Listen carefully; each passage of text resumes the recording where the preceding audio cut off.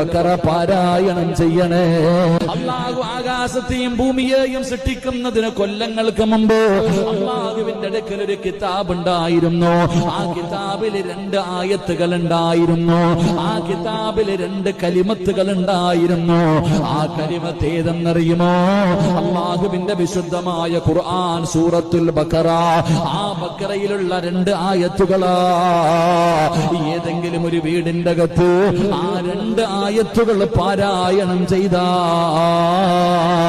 പടച്ചവനെ 3 ദിവസം ഇബ്ലീസ് ആ വീടിന്റെ അകത്ത് കടക്കില്ല എന്ന് ആദരവായ പ്രവാചകൻ നബി മുഹമ്മദ് മുസ്തഫ സല്ലല്ലാഹു അലൈഹി വസല്ലം 2 ആയത്തുകൾ സൂറത്തുൽ ബഖറയിലുള്ള 2 ആയത്തുകൾ അല്ലാഹു പാരായണം ചെയ്യാൻ ഭാഗ്യം തരുമാറാകട്ടെ.